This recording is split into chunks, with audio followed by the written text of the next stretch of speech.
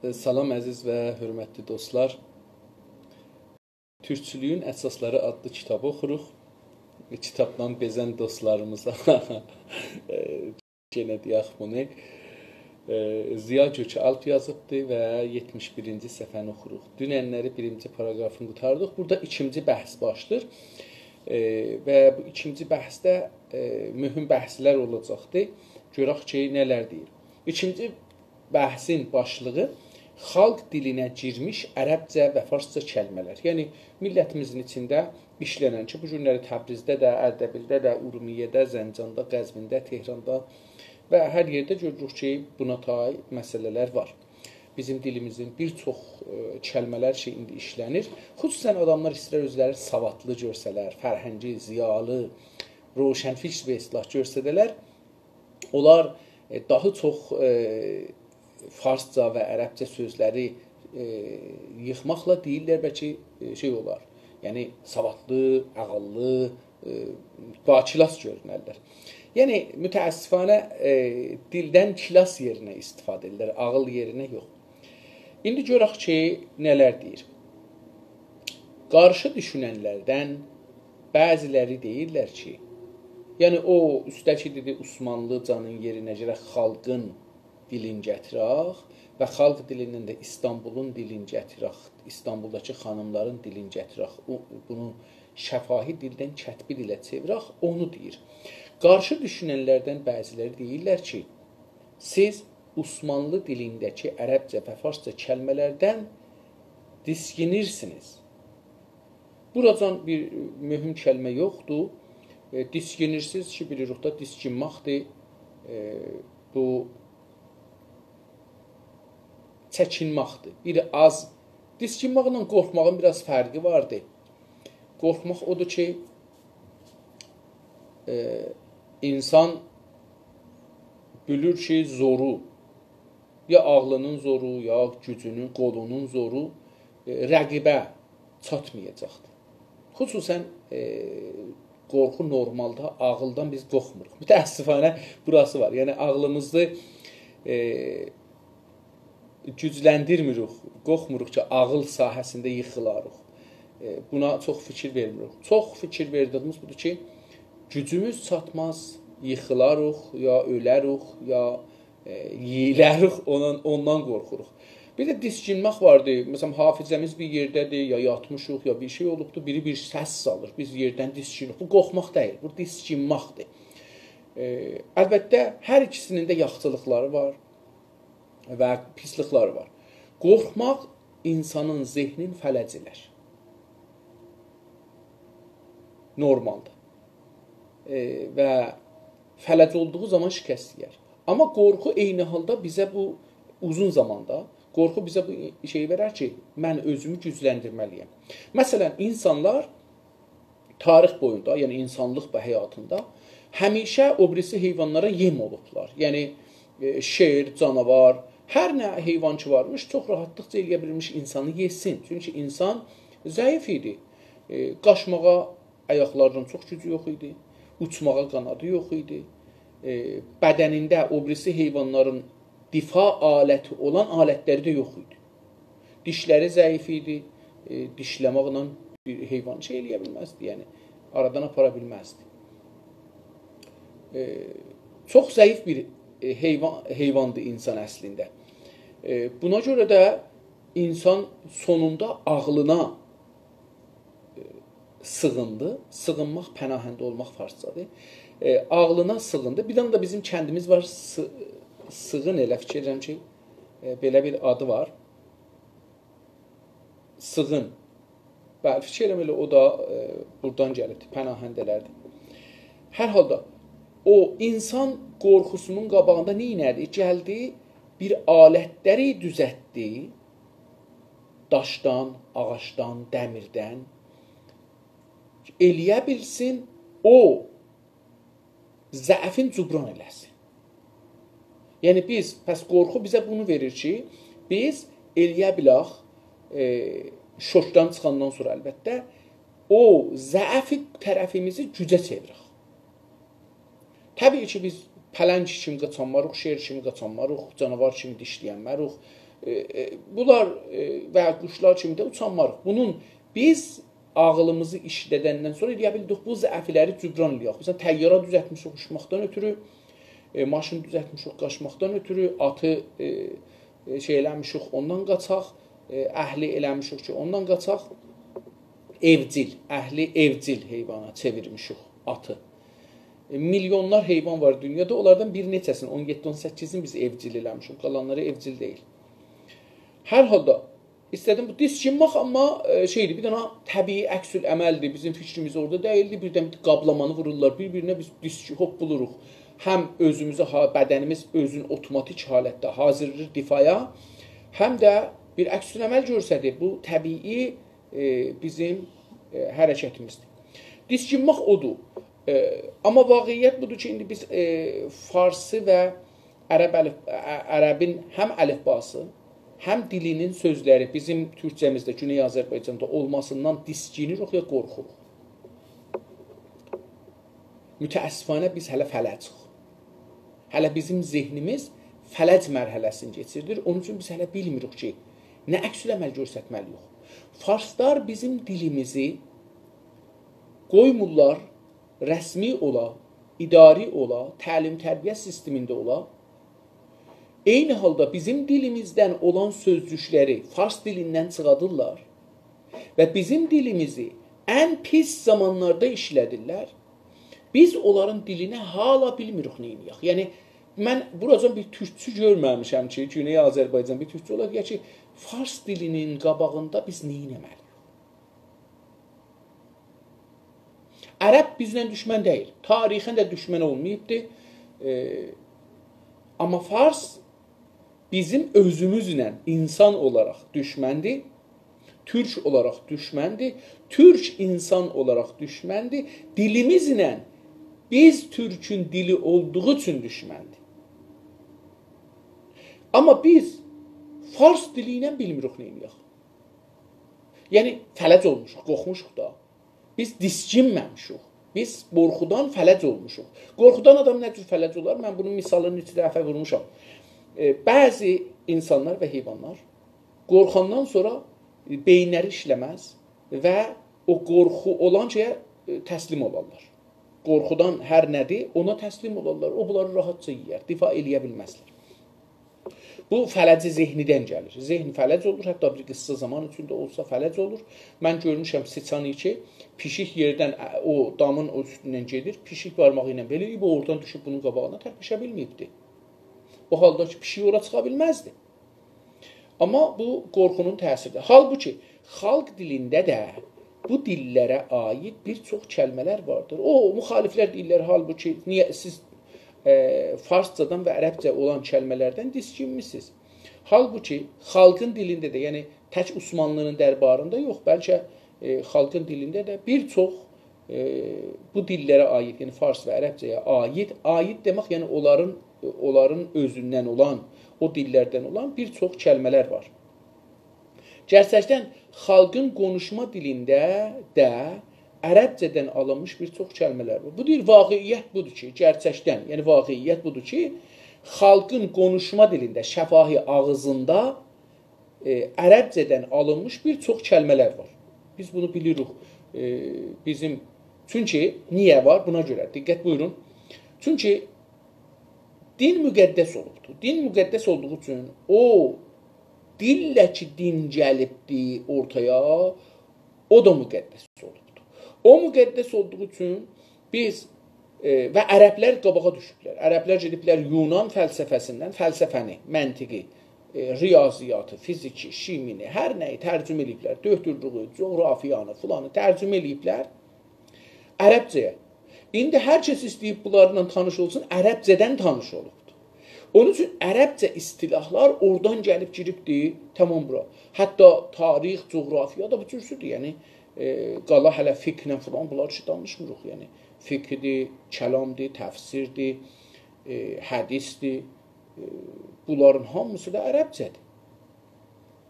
Eyni halda da hər kəs istəyirdi bu dini öyrəşir, idi ərəb dili ilə öyrəşirdi. Çünki istəyirdi ki, Allahın dilin ki, ərəb dilidir, onu düz öyrəşsin.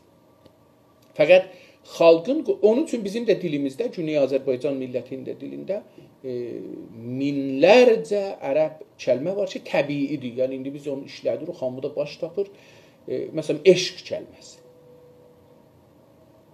Məsələn, çox adi. Heç kəs bilmir ki, bu ərəbcədir. Hamı deyir bəlkə bu türkcə ya farscadır. Fəqət xalqın konuşma dilinə almış olduğu bu kəlmələr üst təbəqəyə mənsub bilginlərlə yazarların Osmanlı dilinə alınmış olduğu ərəbcə və farsca kəlmələrdən iki yöndən fərqlidir. Deyir ki, doğrudur ki, millətimizin də dilində ərəb sözlər var. Fəqət xalqın konuşma dilinə alınmış olduğu bu kəlmələr ərəbcədən xalqın danışıq dilinə, şəfahi dilinə aldıqları bu kəlmələr üst təbəqəyə mənsub. Üst təbəqə kim oldu? Osmanlının Kaxı olsun, indi deyir kimlər. Mənsub, yəni bağlı.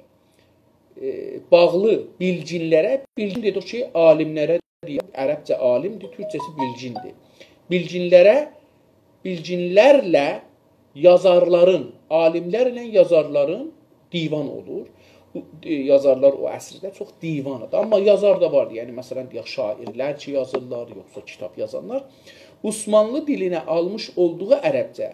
Deyir ki, bu yazarların və o bilginlərin Osmanlı dilinə almış olduqları ərəbcə ilə farsça kəlmələrin xalqın ağzındakından iki yöndən, iki yön tərəf. Ərəbcə tərəf, türkcə yön.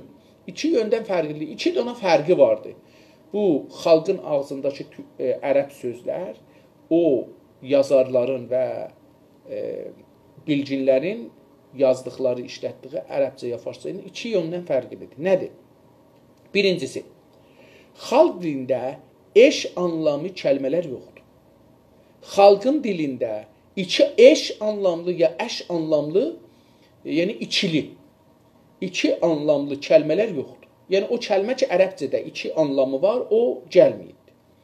Xalq ərəbcədən və farscadan bir kəlməni aldığı zaman, onun əş anlamlısı olan türkcə kəlməni türkcədən büsbütün atar. Beləliklə, dildə eş anlamlı kəlmələr qalmaz. Deyir ki, xalq ərəbcədən və farscadan bir kəlməni aldığı zaman, bir kəlmə söz, bir sözü aldığı zaman onun əş anlamlısı, onun mütəradif deyirlər ərəbcə, farsa da giribdir. Mütəradif, yəni həmrədif, yəni həm məna, bir mənada olduğu eş anlamlısı olan türkcə kəlməni türkcə olsa onunla. Türkcə kəlməni türkcədən büsbütün atar. Türkcədən ona deyir, əgər bir dənə kəlməni, məsələn, müvəffəqiyyət, ərəbcədən alsa, onun türkcəsi ki, başarıdır, onu atar. Tamam. Büsbütün atar. Beləliklə, yəni bu atdıqda dildə eş anlamlı kəlmələr qalmaz. Bu cür olsa da deyir, iki anlamlı kəlmə qalmaz dildə. Məsələn, xalq xəstə kəlməsini alınca sayro ya sayrı, diqqət buyurun, sözünü deyir ki, məsələn, xalq gəldi, gördü ki, xəstə dediyimiz söz ərəbcədir, ya farscadır. Zahirən farscadır. Bəlkə də ərəbcədir, mən bunu diqqət eləməmişəm, görürəm ki, farscadır, ya ərəbcədir. Məsələn, xalq, yəni millət, xəstə kəlməsin alınca sayro, ya sayrı. Bizim də bu varımızdır. Biz, məsələn, bu kəlməni, sayrı kəlməsini harada işlədirik sözün?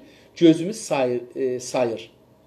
Yəni, gözümüz belə çarpanda deyərik ki, sayriyir. Həman sayır. Yəni, bir məlisçilik var gözdə. İndi bu, bəs qədim türkcədə xəstəlik, mərəz demirdilər. Hər ikisi ərəbcə ola bilər. Mərəz ki, ərəbcədir hətmən. Xəstə də bəlkə ərəbcə ola bilər. İndi, bilmirəm, hangi kəlmədən olar ərəbcə olsa, ehtimalən farsdır, ehtimali çox olar ki, fars olar, bilmirəm. Xalq xəstə kəlməsini alınca, sayro ya sayrı sözünü, ayna kəlməsini alınca, aynanı, biz qabaqca nə deyirik? Güzgü deyirdik da. Deyir ki, indi ayna kəlməsini, ayna sözünü alınca ərəbdən, ya farsdan, alınca gözcü sözünü mərdiven, nərdiban kəlməsini alınca bu bilmirəm niyə yazıb mərdiven. Mərdiven deməzlər. Farslılar nərdiban deyirlər. Amma mərdiven yazıbdır. Hətta türkcədə bunu mərdiven tələffüz edirlər, türkiyədə. Onun üçün deyir bunu. Mərdiven sözünü alınca, yəni farslardan bunu aldıqca basqıc sözünü tümüylə unutmuşdur. Deyir ki, bunu unutmuşdur. Bəs bu sözləri sayrunu aldıqda bağışlayın, xəstə ya mərəz sözünü aldıqda sayronu itirmişik, əldən vermişik. Ayna kəlməsini aldıqca gözcünü itirmişik, gözcü.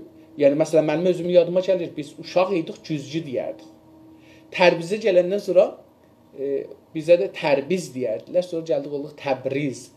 Mən bilmədim, sonunda, bunu neçə dəfə soruşmuşam. Niyə ona Təbriz deyirdilər? Niyə tərbiz oldu? Tərbiz idi, yəni tərbiz idi. Niyə oldu Təbriz? Eyni halda ki, Təbəzada da rəbti yoxdur bunun. Amma niyə bu dəyişdi? Hangisi əsildi? Bunu hala bilmirəm. Mərdiven də ya nərdiban sözünü də alanda ki, indi Türkiyədə həttən mərdiven işlənirmiş, basqıc sözün əldən vermişik. Niyə? Biz istəmirik iki anlamlı sözlə, yəni bir dənə sözə iki anlam olsun cəmiyyədə. Mütəəssifanə bu çox görünür. İndi bizim onun üçün də bir çox sözlərimiz türkcə 10 il, 20 il bundan qabaq işlənirdi, indi əsla işlənmir. Çünki iki kəlmələri bizim belə bir şeyimiz var. İngilislərin əksinə, Avropalıların tərsəsinə ki, onlar dünyadan hər nə sözü alırsalar, özlərinin olursa onu saxlarlar, biz onun tərsəsinə. Bir də ki, ingilislər xüsusən dünyadan o sözləri alarlar ki, özlərində yoxdur. Gerçi bəzən xalqın ərəbcədən və farscadan aldığı kəlmələr yanında əski türkcələrini də qoruduğu görünür. Deyir ki, gerçi farsca işlədibdir, şərtidir. Deyir, bununla belə ki, bəzən xalqın ərəbcədən və farscadan aldığı sözlərin yanında, yəni onları saxlayıbdır, əski türkcələrini də, yəni o aldığı sözlərin əskisi, əski yəni qədimi, qədim ərəbcə sözdür, onun türkcəsi əskidir. Əski türkcələrini də qoruduğu yəni qoruyub saxladığı. Qorumaq nə demək? Onu farsca deyirlər pasibani, nigəhbani, nigəhdari, mühafizət ərəbcə. Bu qoruduğu görünür. Görünür ki, bəzən kəlmələri də saxlayıb, yəni ikisini də saxlayıbdır. Fəqət bu durumda da yenə əş anlamlı kəlmələr ortaya çıxmaz. Çünki ərəbcədən və farscadan alınan kəlmənin və ya əski türkcə kəlmənin anlamında bir dəyişiklik meydana gələrək ikisi arasındakı eş anlamlıq ortadan qalxar. Bu da bir taza bir sözdür deyir. Mən bunları birinci dəfədir. Mən dilçilik oxumadığım üçün bunlar mənə çox cəlibdir. Deyir, fəqət bu durumda, yəni o zaman ki, həm türkcəni saxladı, həm də ərəbcədən ya farscadan gələn sözü saxladı. Bu durumda da yenə əş anlamlı, əş dedik, ikisi bərabər olan, ikisi aynı anlamda olan, ikisi aynı haqda olan, haqqı hüquqa sahib olan əş anlamlı kəlmələr ortaya çıxmaz. Deyir, bununla belə ki, türkün də saxlar, ərəbin də ya farsını da alar, amma iki anlamda olmaz. Nəcür olmaz, görək necə. Ərəbcədən və farscadan alınan sözlərin və ya əski türkcə sözün anlamında bir dəyişiklik meydana gələr. Deyir ki, indi ya o ərəbcəni alanda ya ərəbin mənasını dəyişdirər, sözün alar, amma mənasını dəyişdirər, ya da o türkcədə olan sözün mənasını dəyişdirər. Ayrı bir şeyə işlədər. İkisi arasındakı əş anlamlıq ortadan qalxar. Deyir ki, mənasını dəyişdirməklə o əş anlamlı, bərabər anlamlıq ki var edir, o aradan gedər. Ortadan qalxar, yəni aradan gedər. Məsələn, siyah farscadır və bəyaz ərəbcədir. Kəlmələri aldığından sonra, yəni bu siyahı farslardan, bəyazı ağ anlamında Siyah da bilirsiniz qərədir da. Qərə və bəyaz yəni ağ. Kəlmələri, sözləri aldıqdan sonra, bunları alandan sonra o dillərdən qara və ağ kəlmələri türkcədən türkcədə qalmış. Deyir ki, qərə ilə ağ kəlmə ki, onların yerinə siyah və bəyazın yerinə. İndi bilirsiniz, Türkiyədə bunlar ikisi işlənir. Siyah və bəyaz işlənir. Bizdə ağ və qara işlənir. Deyir ki, onların türkcəsi hələ qalır. Tamam, Türkiyədə. Fəqət nə siyah kəlməsini, qara kəlməsinin, nə də bəyaz kəlməsini, ağ kəlməsinin əş ənlamlısı sayamayız. Deyir ki, fəqət bu fərqi var. Biz siyah kəlməsini qara ilə bir yerə qoyanmarıq. Mənaları kəlməsinin, nə də bəyaz kəlməsini, ağ kəlməsinin əş anlamlı, bərabər haqqla, bərabər bir şeyə deməklərini sayamayız. Deyir ki, bu anlamda gəlməz. Görək nə fərqi olur. Çünki xalq siyahla bəyazı maddiyyatda. Deyir ki, siyah sözü ilə bəyaz sözün, ki, biri farsdan, biri ərəbcədən gəlibdir, onu harda işlədər xalq? Xalq siyahla bəyaz maddiyyatda, onları gözümüzlə gördüyümüz, əlimizlə, bədənimizlə hiss elədiyimiz şeylərdə işlədər. Fizikdə, maddi bir şey. O şeylər ki, maddədilər, ləmsili ola bilərlər. Məsələn, deyirik ki, təxtə siyah. Qara təxtə demirik ona, görürsünüz? Təxtə siyah deyirik. Ya məsələn, deyirik ki,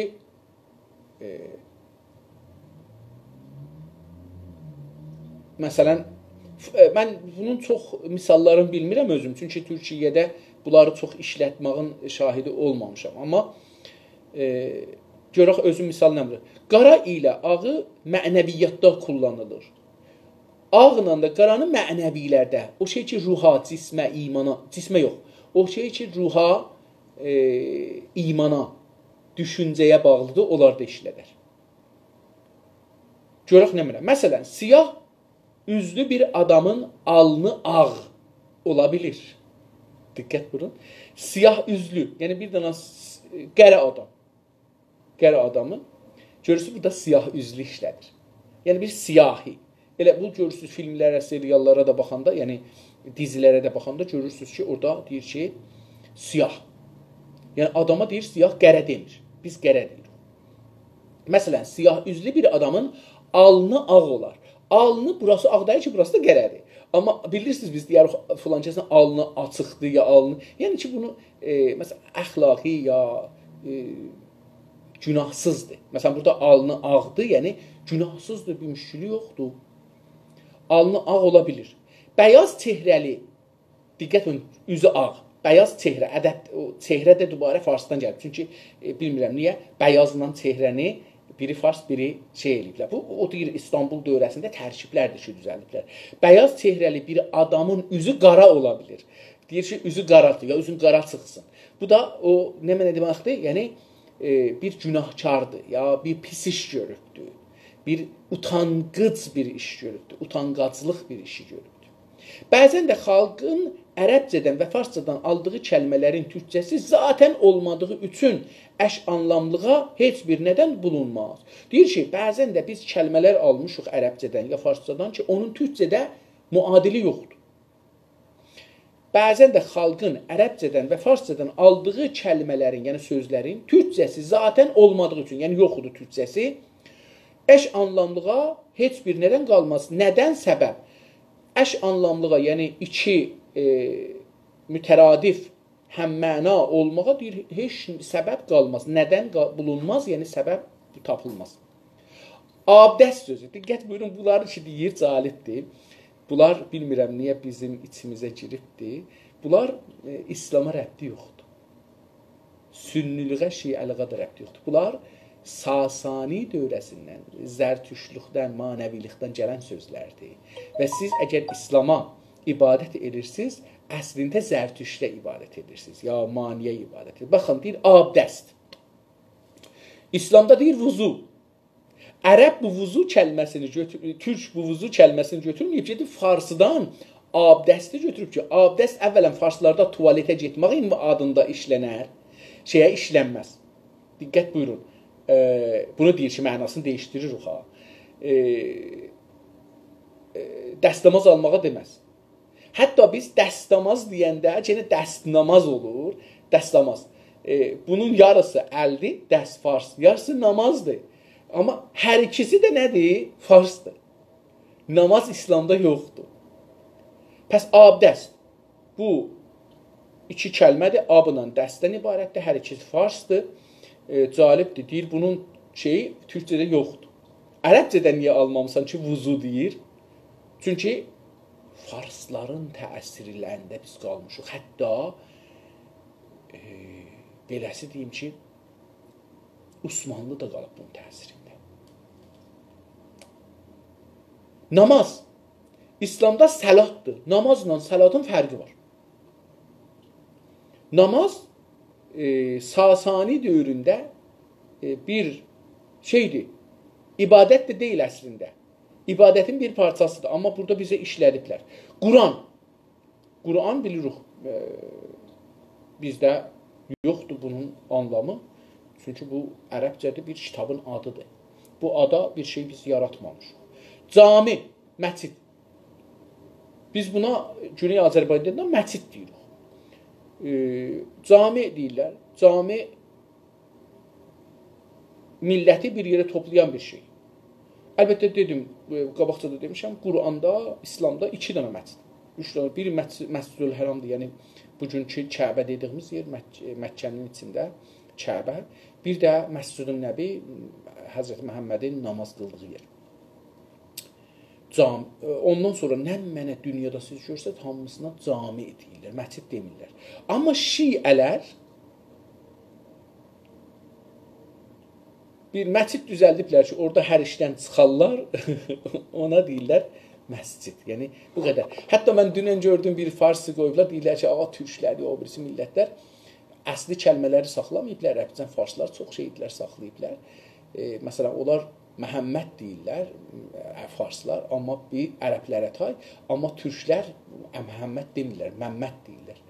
Xəbəri yoxdur ki, türklər niyə bunu deyirlər? Çünki deyirlər, bu adam bizə çox müqəddəsdir və onun adını biz uşaqlarımızın üstünə əgər qoyuruqsa, bu uşaqlar xilaf iş görürsə, o Məhəmmədin adına tamam olmasın. Deməsinlər ki, bu Məhəmməddə, o Məhəmməddəndir. Yox, çünki təşabüh mənanı da sirayət verdirə bilər. Deyir ki, bu təşabüh olmamaq üçün biz Məmməd deyirik, buna görə ki, bizdə bir pis iş görünürsə, Həzrəti Məhəmmədə bulaşdırmasın, qeyri-müstəqim olaraq. Amma farslar bunu anlamırlar. Əzan sözü kəlmələri kimi deyir, əzana da biz bir kəlmə tapmamışıq, onun üçün elə bunu işlədik. Əzan da ərəbcədə, əgər iştibah eləməsəm, fikirəm izn sözündəndir ki, gəlir orada da icazə verilir, ya icazə istənilir ki, Allaha ibadət olursun. İzn sözündən olacaqdır. Ərəbcədir. Bilginlərə və ədəbiyyatçılara gəlincə, deyir, bunlara gəlincə görək ki, bilginlər, yəni alimlər və ədəbiyyatçılar, şairlər, yazarlar, bunlar deyək. Bunlar həm türkcə kəlmələri, həm də bunların ərəbcə və farsca qarşılıqlarını tamamən eyni anlamda kullanırlar. Deyir, millət arasında kullanmazdı. Diqqət buyurdunuz bunu.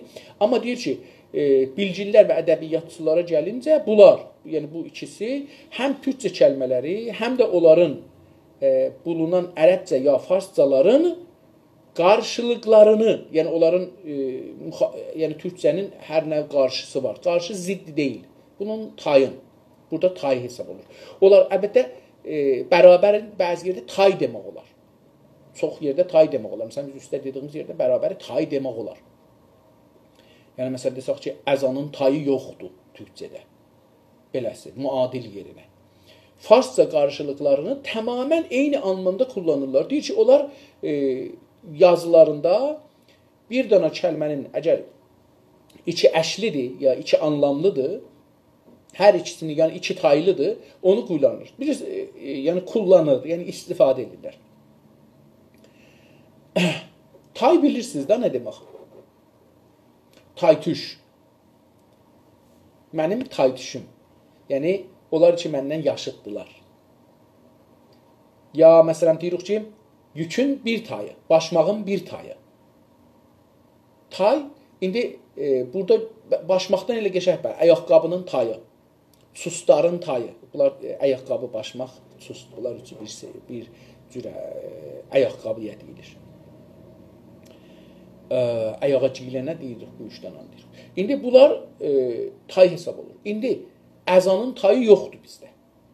Türkçə tayı. Amma bəziləri deyir ki, bu yazarlar və bilginlər normalda yazılarında hər kəlmənin həm türkcəsini, həm farsçasını işlədirlər. Yəni, hər iki tayını da işlədirlər. Əlbəttə, bilirsiniz, burada taylar tərsə düşər. Necə ayaqqabını tərsə giyirsə, ya tayları tərsə giymişsiniz, ayaqqabının tayını tərsə giymişsən. Eyni dəqiqən o cür olar. Beləcə, onların türkcəsində hər özəl anlam üçün bir türkcə, bir ərəbcə və biri əcəmcə olmaq üzrə ən az 3 söz vardır. Deyir ki, beləcə, yəni bu Fars Osmanlının indi bizim şairlərimiz mütəəssifanə bu cür işlədirlər. Yəni o zaman şeiri gözəl yazırlar. Cür gözəl görsənir ki, məsələn, hətmən hafizə bənzər bir şey yazmışlar, məsələn, qəzəl. Və bunda farsı işlətmişlər. Diqqət buyurursunuz. Beləcə, onların türkcəsində, yəni yazarların və bilginlərin yazdıqları türkcədə, ya danışdıqları türkcədə həm özəl anlam üçün, həm özəl, yəni özəl birisi, vicə, bəxsus, bir şeyə aid, özəl anlam üçün, bir müşəxəs məna üçün, anlam, məna, düşüncə üçün bir türkcə, deyir o özəl düşüncəyə, məsələn, deyək ki, buna qələmdir da, xudqar. Buna xudqar deyir, qələm deyir və məsələn, deyək ki, türkcəsi də bunun, məsələn, deyək, yazıcı. Məsələn, mən bilmirəm türkcəsi nədir. Deyir ki, bu özəl anlam üçün, bu düşüncə üçün, ya bu alət üçün bir türkcə işlədir, bir ərəbcə və bir əcəmcə. Əcəmcə, yəni farsca. Olmaq üzrə, yəni deyir, bu üçü ilə üzrə ən az 3 söz işlədir. Məsələn, su, ab, ma. Bir dana bir şeyin üçünü də işlədir. Gecə, şəb, leyl. Üçünü də işlədir. Əkmək, nan, çörək. Əlbəttə, burada yazıb ki, diqqət buyurun, bu çox cəlibdir. Mən heç bunu bilmirdim. Əkmək, nan, hubuz. Çörəyə hubuz deyir. Mən bunu bilmirdim. Biz çörək deyirik Güney Azərbaycanda. Hətmən qədim hubuz deyilirmiş çörəkçə. Ya çörəyin yanında hubuz. Məsələn, indi bəzi yerdə biz hər çörəyin bir adı var. Məsələn, lavaş, yuxa, məsələn, bizim barımızdır, fətir, kükə, bərbəri, somut ərdəbillər deyirlər, məsələn, yağlı kükə, yağlı fətir. Məsələn, bunlar çörəklərin adıdır. Bəlkə hubuz bir adıdır, ya da çörəyin ilə bir adı da çörək yerinə hubuzmuş. Mən heç bunu bilmirdim. Cəlibdir. Onlardan biri də ət, quşt, ləh. Yenə də 3 dənə. Həman bir şeyə 3 adın üçündür. Kimi Osmanlı dilində mütləqa hər anlam üçün üçər əş anlamlıdan düzələn belə bir təslis, üçləmə vardır. Biz buradan dedik, ikiliyə farsca və ərəbcə deyirlər ki, sənəviyyət ya sənəvi, biz ikilik deyirik, yəni sənəviyyətin yerinə. Və üçlüyə ya üçləmiyə nə deyirik? Bunlar təslis deyirlər. Təslis, ərəbcə sözdür. Müsəlləsdən gəlir, məsələn. Solsudan gəlir. Səlasədən, səlasə sözündən. Səlasdan gəlir əslən. Bu səlas sözündən görürsünüz ki, nə qədər söz düzənir. Müsəlləs filan, bəhman dedik bunları. Deyir ki, indi mütləqa Osmanlı dövründə yazılan, indi də bizim Güney Azərbaycanda yazılan, mütləqa hər anlam üçün, hər bir anlam və məna üçün üçər, yəni 3 danalı, əş anlamlı, taylı, 3 taylı, anlamlı, 3 mənalı, 3 düşüncəli, düzələn də ki bilirik, belə bir təslis, üçləmə vardır. Bəzi anlamların ərəbcədə bir çox qarşıları olduğu üçün bu kimi anlamların eş anlamlıları doğal olaraq 3-dən fazla bulunur.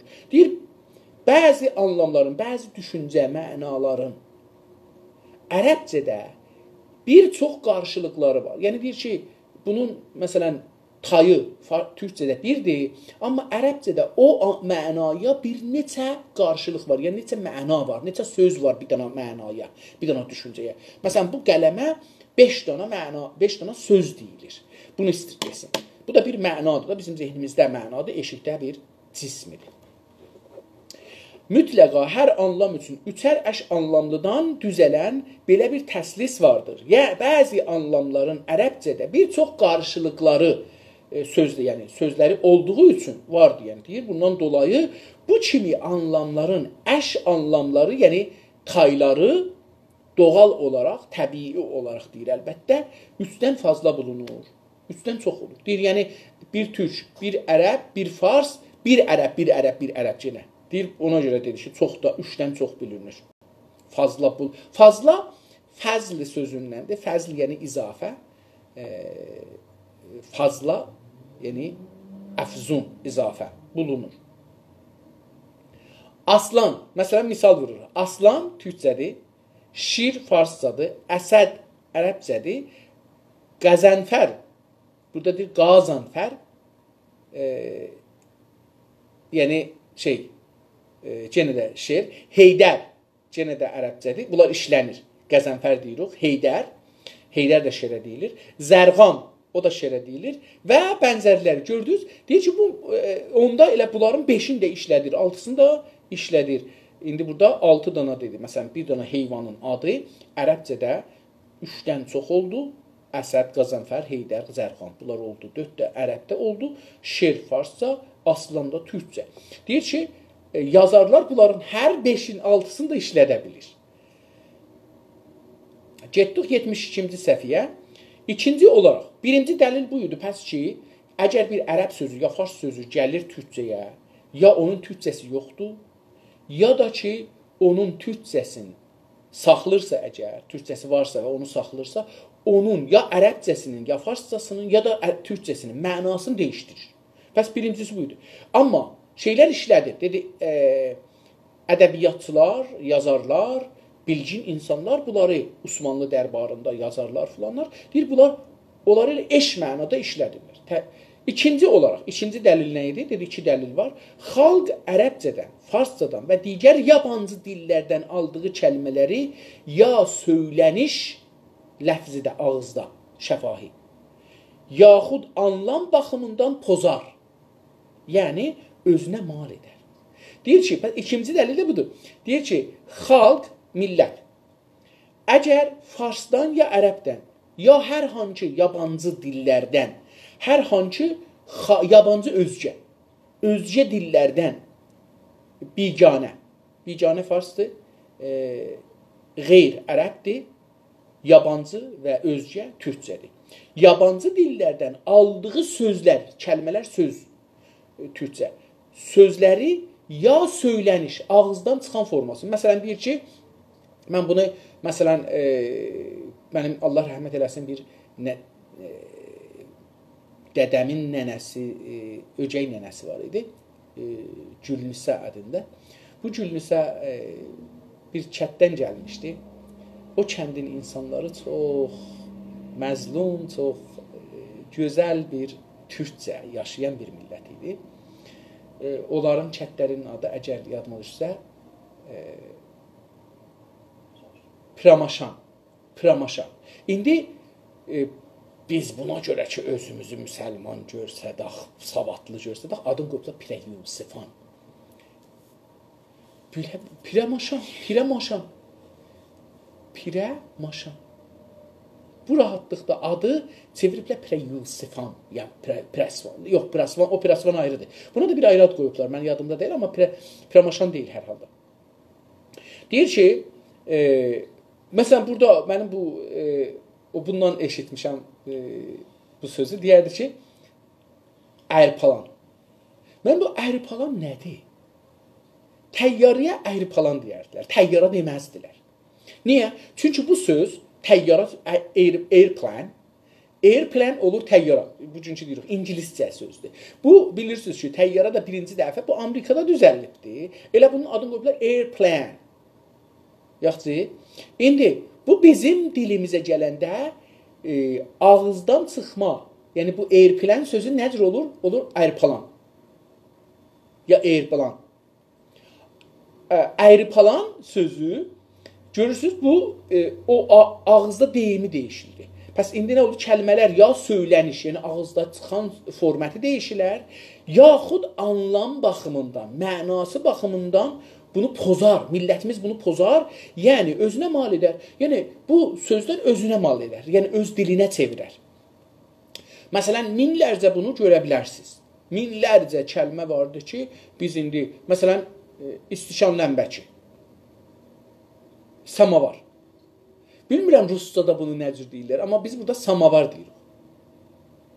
İstişan deyirik. Bunlar məsələn o şeylərdir ki, biz dəyişdirir mənasını və bunları indi bunlar görək özü deyəcək, misallar duracaq. Söyləniş baxımından pozmaya örnək. Söyləniş yəni ağızdan çıxan səs anlamında, baxımından, səs anlamında pozmaya örnək. Bir dənə kəlməni xaricədən ayrı bir dildən alır, ərəbcə, farsca, rusca, ingiliscə, almanca, fransızca bunlar alır və özünə mal edir. Onun deyişin, səsin çevirir, ayrı cür edir. Məsələn, hasta. Xəstəyə demir xəstə. Türkiyədə deyirlər ki, hasta. Hastə ya hasta. Bu xəstəni belə çevirir. Həftəyə demir həftə, deyir hafta. Nərdibana dedim, baxın nərdibana, bayaqları dedim mərdivən deyir ha. Onu deyir ki, türkcə demir nərdiban, deyir mərdivən. Diqqət buyurdunuz, dəyişdirir. Bunun ağzından çıxan formatını dəyişdirir. Çarçübəyə çarçübə. Demir çarçübə, deyir ki, çərçivə. Əlbəttə çərçivə ilə çarçübənin biraz fərqi var. Çərçivə, çünki burada çiv məsələsi var. Çiv də indi mıx deyilir. Bu onu biraz orada çox çarçub deyəndə dördgüşə bir şeydir.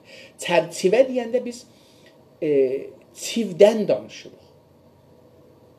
Məsələn bu fərş dəzgahları ki var, orada bir çarçub var, 4 dənə ağac var, çarçub. 4 ağac. Bir də çivlər var. Biz onlara bir çiv qoyardıq, vurardıq onu, o darı deyərdilər. Darı bərkilərdi ya, boşallardı. İndi o çivlərin yerinə piş qoyublar. Piçi belə bir dənə haçarla bərkidirik, o darı bərkidirik. İndi onu istir deyə. Mən istədim deyəm ki, yəni çarçivə həman çarçubə deyil. Çarçubə dedim 4 ağacdan ibarətdir. 4 ağac. Fərş, gəbə, dəzgahı. Dəzgah deyirik, dəzgah demirik, görürsünüz? Dəzgah deyirik, yəni öz dilimizə çevirmişik. Çarçivə deyəndə biz 4 dana çivdən danışırıq əslində. Əgər çahar tuzsaxa, indi bəlkə çar da çahar deyil. Onu mən yenə də bilmirəm, dilçilərimiz bunu deməlidirlər. Qavqa. Qavqa nə deməkdir? Kavqa. Bilmirəm bu hardan gəlibdir. Qavqa savaşmağa deyirik. Kavqa deyilir. Kavqıya deyir, qavqa biz deyirik. Mən bilmirəm bu hangi dildən gəlmədi, onu bilmədim. Mən mütəəssifانه. Kavqa indi Türkiyədə çox işlənir, bizim də özümüzdə işlənir. Kətlərdə xüsusən qavqa deyirik. Məsələn, çox ciddi savaş olmasa ona qavqa deyirlər. Bunu qavqa deyirlər. Bekrə. Makara. Makara nəzərə gələn ya İtaliyadan gəlmədi, ya Meksik dillərindən gəlməlidir. Ona bekərə deyir məsələn. Mən bilmirəm ki, yenə nə mənədir. Bakirə deyil qətən. Bəlkə də bakirədir, bilmirəm. Bakirə sözünü bekərə deyir, bilmirəm. Heç nə bu bekərəni eşitmişəm türkçədə, nə də bilirəm makaran hardan gəlmədi. Zukak. Məsələn, bu da sokak. Sokak sözü bilmirəm hardan gəlir. Şimdi Türkiyədə işlənir. Sokak deyilir, birisi küçələrə. Deyir ki, bu zukak. Hangi dildən gəlir bilmirəm. Amma deyir ki, bunun sokaka çevirib dəyişdiribdir. Parə sözü farscadan gəlmiş ola bənzir. Para. Para deyir ki, məsələn, biz parçada bunu çox işlədirik. Para. Bir para məsələn filan iş. Bizdə də işlənir bu. Görürsünüz ki, bunlar anlam baxımından pozmağa örnək. Amma mənasını dəyişdirib. Yəni bir dənə kəlməni alıbdı, bir sözü alıbdı ayrı bir dildən, özgə dildən, dost ya düşmən dili. Ondan alıbdı, onun değişimin, səsini saxlayıb, amma içindəki olan mənasını dəyişdirib. Görək nədir? Deyir ki, örnək, nümunə, misal. Hasta kəlməsi farscada birisi tərəfindən yaralanmış. Hasta dediyimiz söz, xəstə, deyir ki, bu kəlmə farscada birisi tərəfindən yaralanmış. Bir ayrı adam birini yaralasa ona xəstə deyirmişlər farslar. Mən heç bunu bilmirdim. Mən yorğun anlamında bilirdim. Sən bunu hiç bilmirdim ki, bu anlamda da işlənibdir. Lüğətə heç baxmamışam. Bu anlamda da mən farscada görməmişdim. Doğrusunu desək, görsəydim, yadımda olardı. Pəs bir nəfər əgər birin yaralanmış olsa və yaralını tanımırıq, amma yaralanı istirik nə deyək? Xəstə deyirmişlər. Deyir, biz ona hasta deyirik. İndi o hastaya və yorğun, burada mütərcim yorğun kəlməsində özü gətirib arasına. Anlamında ikən, bu anlamda deyir, anlam farscada belə oldu. Türkcədə məriz qarşılığı olaraq kullanılmışdır. Türkcədə buna xəstə dediyində mərəz ya məriz anlamında işlənir. Kullanılmışdır, yəni işlənmişdir. Şafaq, şəfək sözündən də ehtimalan şavaq kəlməsindən gəlir. Mən bunu bilmirdim. Şafaq, şavaq kəlməsi ərəbcə. Pəs şavaq ərəbcədir, oradan şafaq. Mən şəfək bildim, oradan gəlibdir. Kəlməsi ərəbcədə batı ufuqunun axşam qızıllığı. Şəfaq elə həman anlamda işlənir. Biz bunu şəfaq deyirik, şafaq yazıb burada, amma deyir ki, bu ərəbcədən gəlibdir. Ərəbcədə bunun nə mənədir? Gecə, gün batanda o qızarlıq ki olur ha, ona biz deyirik nə mənə? Şəfaq. Bunu dedi ki, şafaq, ya şafaq kəlməsindən gəlir, ərəbcə sözdən gəlir. Batı ufuqunun, ufuq görünən yer. Uzaq görünən yerə ufuq deyirlər. Fərq eləməz, hangi tərəfə baxırsınız, baxın. Farscada bunu elə işlədiblər, güya gün batan yerdir. Yox. Ufuq hər yerə ki gözünüz işləyir. O ən son görülən yerə ufuq deyirlər. Tamam. Ufuqun axşam qızıllığı, axşam başı o gün batandakı qızalır, ona deyirlər nə mənə? Şafaq. Şəfaq. Anlamında ikən türkcədə buna nə demişlər? Doğu ufuqunun sabah qızıllığı. Doğu ufuqunun gün çıxan tərəfin, gün çıxan tərəf şərq, doğu ufuqunun görünən ən uzaq yerinin sabah, yəni səhər tezdən, bunu mən bir dəfə də demişəm, sabahın fərqi, qızıllığı, qızılla gördünüz üstə, qızılla üstə, elə ikisində qızıl işləridir. Qızıllığı, qızıl qırmızıya deyir. Qızıl ay, qırmızı ay. Helal-i əhmər farsca, əhmər qırmızı. Biz buna qızıl ay deyirik.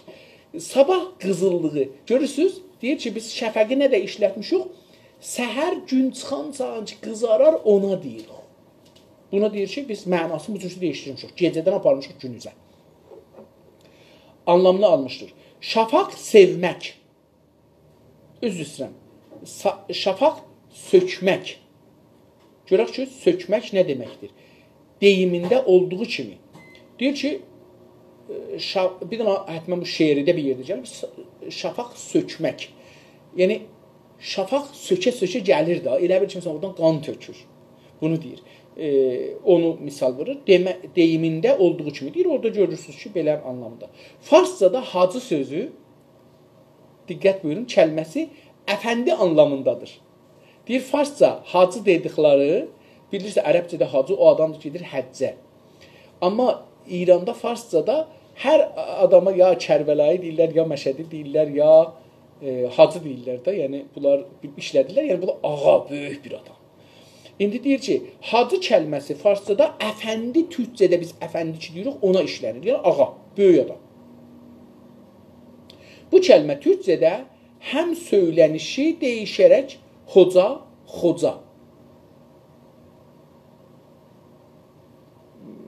Bu əslən mənim nəzərimə gəlir ki, iştibah işləmir. Xacə sözün deyəcək bu. Hacı deyir ki, burada o xacə sözün nəinki türkcədə xacə yazanmırlar, onu deyirlər x-a olur hacə. Hacə. Hacə deyirlər. Seriallarda ya dizilərdə də görsəz hacə deyirlər. Məsələn, bu son serialda ki gördük, Bozqurd serialında, Bozqır serialında görürdük ki, orada Xacə Nizamülmülkə xacə demir, hacə deyir. O hacə sözü xacə, x-vav-a-c-h yazılan sözü türkcəyə çevirəndə vav oxunmur əslində, farsçada da oxunmur. Bunu götürəndə olur xacə. Xacəni də x da türkcədə demirlər, İstanbul ləhcə ağzında, o da olur hacə. Çevirirlər həyə, olur hacə. İndi onu məhz beləsi oldu. Hacı deyil pəs bu. Farsçada xacə kəlməsi əfəndi anlamındadır. İndi oldu. Hacı deyil. Əfəndi anlamındadır. Bu kəlmə türkcədə həm söylənişi değişilərək xoca olmuş. Tamam, bu düzdür. Burada indi düz gəldi. Şəklini almış. Deyir ki, xoca sözünü hoca deyilir indi. Bilirsiniz, hər ustada da hoca deyilir. Müəllimə də hoca deyilir, ustad danışıqda da hoca deyilir. Şəklini almış, yəni formunu almış və həm də anlamını dəyişərək, onun anlamını dəyişərək xalq fəqihi bilgini, mollaya demişlər, xalq fəqihi bilgini, fəqih o adam ki fiqhidə işlir, ona deyirlər bilgini, fiqhi bilən adama demişlər nə mənə? Hoca, molla, mollaya demişlər hoca və oxul öyrətməni, mədrəsədə də öyrətmənə demişlər hoca. Anlamını almışdır. Bu mollaya və müəllimə demişlər hoca. Deyir ki, böyük anlamında, ağa anlamında olan kəlməni gətirdi belə işlətdi. Farsça bazar kəlməsi bazar B ilə söylənir. B deyilir, bazar. Deyir, bizdə nə olubdu? Və çarşı anlamına gələn bir kəlmə ikən. Bazar kəlməsi deyir, çarşı anlamında. Türkiyədə çarşı deyirlər, bazar deyir. Əlbəttə, çarşı, bazar işlədirlər. Elə bu ikisinin bir-birinin dibində çarşı bazar deyirlər. İndi çarşı anlamına gələn bir kəlmə ikən. Bu kəlmə deyir belə olurdu. Türkcədə B P-ə çevrilibdir, olub pazar. P ilə söylənən və həm cuma ertəsindən sonra gələn günün adıdır. Deyir ki, pazar deyərik. Pazar həm çarşıya deyilir, həm də cuma ertəsi, cumadır, cuma ertəsi olur şənbə, şənbədən sonraki cümə, yekşənbəyə sonra gələn günün adı nədir? Pazar. Pazar. Doşənbəyə əslində belə nəzərimə gəldi ki, cuma ertəsi, pazar. Doğru. Doşənbəyə düşür. Cuma ertəsi, bəli, doşənbəyə düşür. Gələn günün adı da pazardır. Həm də bəlirli günlərdə, bəlirli yerlərdə qurulan günlük alış-veriş yeri demək olan pazar şəklinə girmişdir. Deyir ki, dedim, çarşı bazar deyərlər, onun misalını gətirir ki, həm də bəlirli günlərdə, bəlirli yəni müşəxxəs, bəlli, bizdə bəlli deyirik, bəlirli günlərdə, bəlirli yerlərdə, müşəxxəs bir yerdə qurulan günlük alış-veriş yerinə, bir dənə məsələn, həftə bazar deyirlər İranda. Həftə bazar deyirlər, o həftə bazarda alış-veriş yerinə demək olan pazar deyilir, pazar şəklində alınmışdır. Pazarlıq demək kəlməsi də bu son biçimdən doğmuşdur. O bazar dedik, alış-veriş yerdə, oradan pazarlıq. Burada biz pazarlıq nə deməkdir? İndi biz bunda Güney Azərbaycanda, İran türklərində bu işlənmir. Pazarlıq çana vurmaq, qiymətin üstündə tartışmaq. Buna deyirlər pazarlıq. Qədim bunun bir adı var idi, amma mənim indi yadımda deyildi olsun desəm. Məsələn, görərdi bir alverçi gələrdi, məsələn, kəndə, istərdi birinin malın, eşeğin, öküzün, qoyunun, keçisin, hər nəyin, davarını alsın. Bunun üstünə bazarlıq elədilər. deyirlər. Əl-ələ verərdi, bu deyərdi, məsələn, 10 tümən, o deyərdi 8 tümən, 5 tümən, 5 tüməndən o deyərdi, bu deyərdi. Görərdin vəsətdə biri gələrdi, bunların əllərini verərdi, bir-birinə yallah əllərinizi verin, ondan sonra verəndən sonra deyərdi ki, məsələn, 8 tümən yox, 8 tümən 5 qran, 8 tümən 5 qran, 8 tümən 2 qran, 10 şayı, Allah bərəkət versin deyərdilər. Məsələn, beləsi, pazarlıq beləsi. Ona deyirlər pazarlıq. İstədim onun bir misalını gətirəm. Parə kəlməsi farscada bölüm, parça, parə. Farscada bölüm, parça anlamında ikən, türkcədə para şəklini almaqla bərabər para, pul, para. Bilirsiniz, pulda kitişə olduğu üçün deyirlər parada. Qızılı bölərmişlər, belənizəli gələn oradan qalıbdır. Türkcədə para şəklini almaqla bərabər para deyir. Sözü parça, parə sözü para şəklinə gələr və alış-veriş aracı olan maddəni. Alış-veriş aracı. Arac nə dedik? Vəsilə. Aracı, haramancı deyək məsələn. Ortada olan bir şeyə aracı deyirlər. Alış-veriş aracı olan nədir ki, biz hər şeyi ondan alış-veriş edirik, puldur da buna. Alış-veriş aracı olan maddəni, o vəsiləni, o hər nə ki var da və ya kağız paranı anlamını almışdır. Kağız para anlamı, pul anlamını almışdır. İndilikdə çoxlu etimoloqlar bu kəlmələrin türkcə kökənli olmasına inanırlar. Azəril, yəni kitabın mütərcimi deyibdir ki, bu kəlmələr ki, üstədir para, pazar, çarşı, nə bilim, bunların xoca, deyir, bunların bir çox etimoloqlar, dedik ki, etimoloqlar o adamlar ki, bir milləti mütaliə edirlər. Onlar dedilər ki, inanırlar ki, bu kəlmələrin sözü farsça deyil, bəlkə türkcədir. Bəzi kəlmələr, yəni sözlər, görüşündə, yəni zahirdə ki, baxırsınız o kəlmənin yazısına, ya qulaq asırsınız onda, əski anlamını qorumuşdur. Əski qədimi mənasını, anlam, düşüncə, məna, onu qorumuşdur, saxlamışdır, qoruyub saxlayıbdır. Fəqət bu kəlmə ilə yapılan tamamlamalar incələnirsə, bu kimi kəlmələrdə də anlamca fərqinə varılması güc değişiklər meydana gəldiyini anlaşılır. Deyir ki, fəqət bu kəlmələr, o qədimi kəlmələr qalıbdır, ilə yapılan tamamlamalar. Yəni, onlarla bir kəlmə, mürəkkəb kəlmələr düzəlir.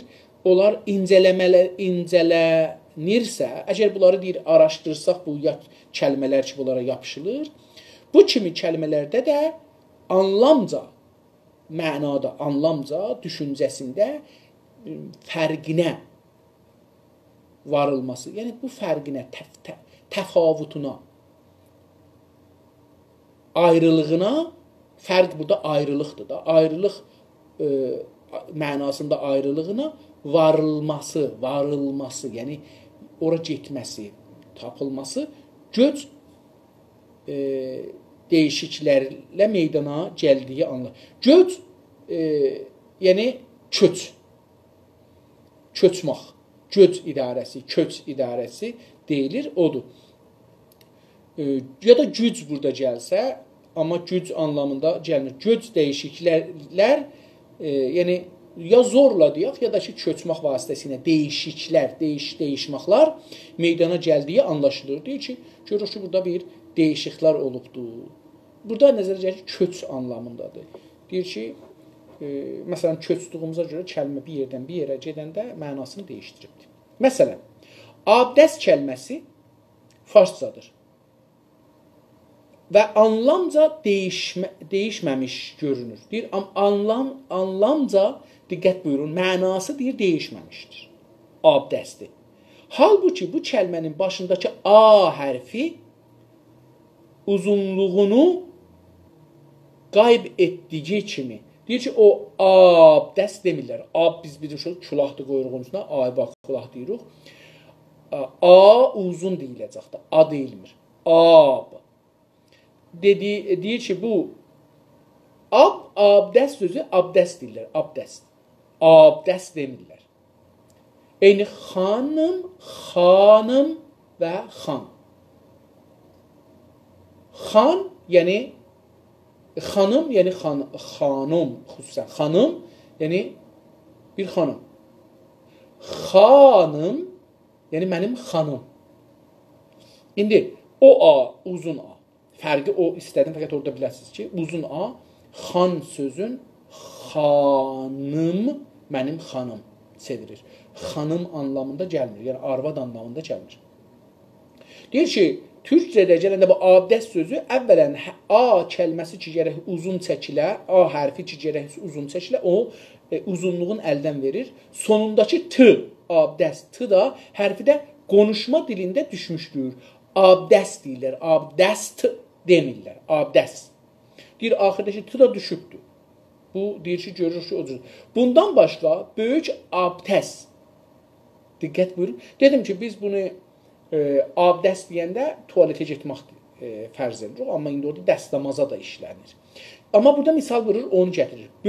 Bundan başqa, yəni o abdəstin A cıqqılladıb, T-da həsf olubdur. Böyük abdəst, abdəst, dəst demir ha burada. Abdəst ilə deyir. Ya abdəst, İstanbul ləhcəsində böyük abdəst, böyük abdəst deyildiyimiz söz.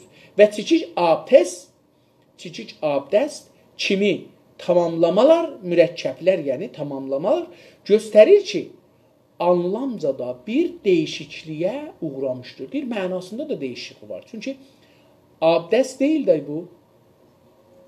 Demək ki, xalq aldığı kəlmələri özünə mal edir.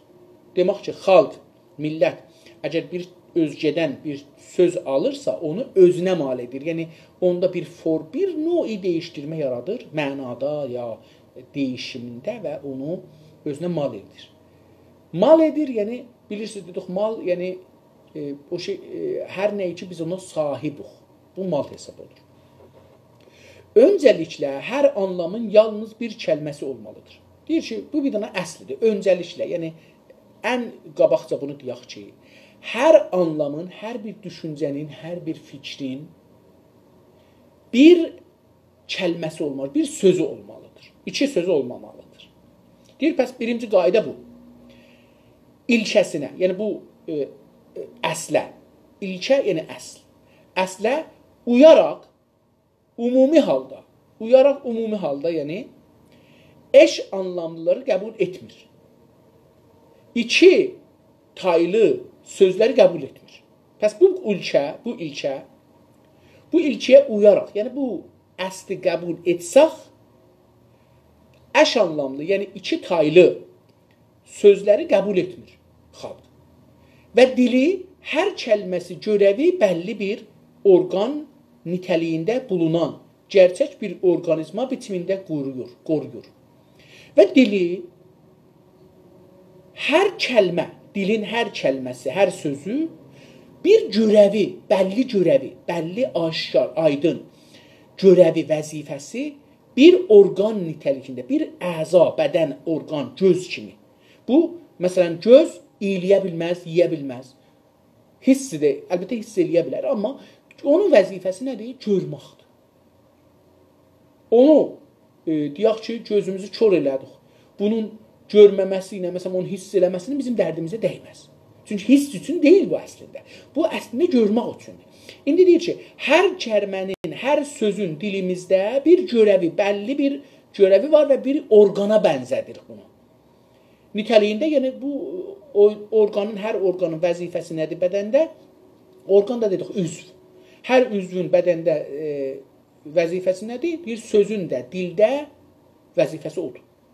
Gerçək bir orqanizma biçimində qoruyur. Onu bir dil ki, deyir, hər sözü gerçək mənim bədənim, sizin bədəniniz bir gerçək orqanizmadır. Əlimiz, ayağımız, barmaqlarımız, gözümüz, burnumuz, ağzımız, dilimiz, dişimiz, bunların hərəsi bir orqanizmadır, hərəsində bir gerçək gördür, vaqiidir. Deyir, gerçək bir orqanizma biçimində qoruyur. Dil də hər kəlməni bir orqanizma şəklində qoruyur. Təbii, doğru olaraq bu işi xalq bilərək və düşünərək yapmır. Deyir, təbiidir ki, millətimiz, insanlarımız bu işi bilərək və düşünərək bunu yapmır, bu işi görmür. Necə olur? Təbii bir içgüdü, İçgüdü qabaqcanda demişik qərizə. Mən bu qərizəni qəbul etmirəm. Qabaqcanda demişəm. Qərizə adında bir şey yoxdur. Ya əqlimizlə işləyir. Məsələn, diz yummaq. Deyirlər, uşaq məsələn qərizidir. Bir şey olanda gözün yumur. Yox, qərizi deyil. Bu, bunun bədənin sistemidir. Ağlın dəsturudur. Təbii bir içgüdü, yəni qərizə ilə, qərizə vasitəsilə bilinçsiz bir biçimdə yapır. Bir qərizə ilə, burada qərizə deməyək, burada bir təbii bir vəziyyətdə və bilinçsiz, yəni düşünmədən, burada bilinçsiz düşünmədən bunu yapır, bu işi görür. Yəni, kəlmələri beləsi şeydir. Xalq dilindəki hər kəlmənin mütləqa digər kəlmələrdən ayrı bir anlamı vardır. Deyir ki, mütləqa, yəni %100. Xalqın dilində hər söz ki vardır, o sözlə o birisi sözün bir-birinə tay deyirlər. Mütləqa fərqləri var, amma biz mümkündür ki, diqqət eləməmişik. Məsələn, başmaq, süslər, ayaqqabı. Bunlar üçü də bir şey deyil. Hərəsi bir şeydir. Amma biz bunların fərqini bilməmişik. Məsələn, ayaqqabı hər şey ki, coraba da tutar. Nə dedik? Dedik ki, qabaqcan bir yer demişəm, pətə. Ayaq pətəsi olma. Pitə. Nə mənədir onun adı? Məsələn, o. Bu, nə demək? Yəni, fəqət başmaq deyil. İndi, suslar göndən olmalıdır.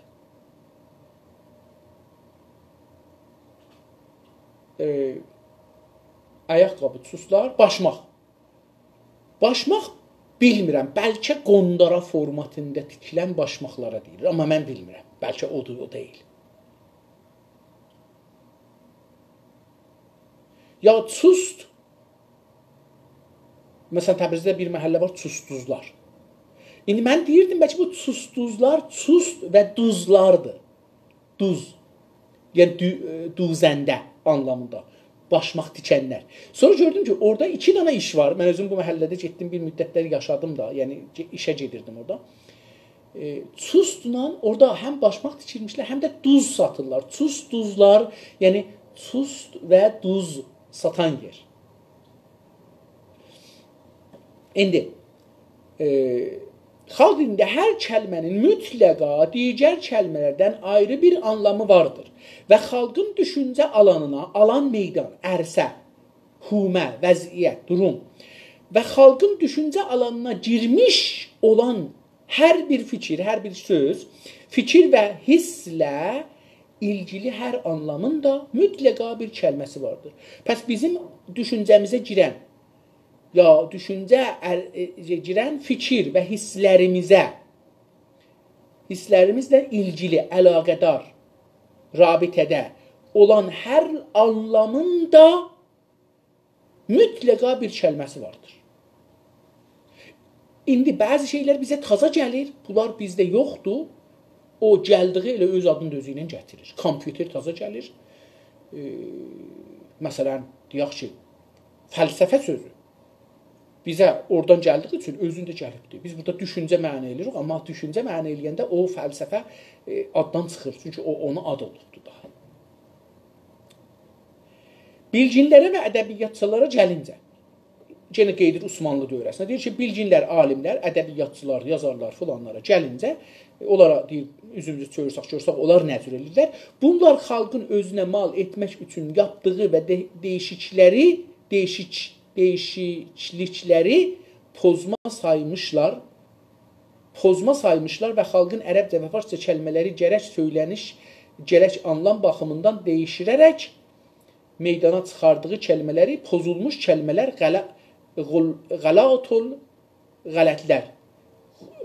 qələtat demişlər. Üzr istəyirəm, qələtlər adını vermişdilər.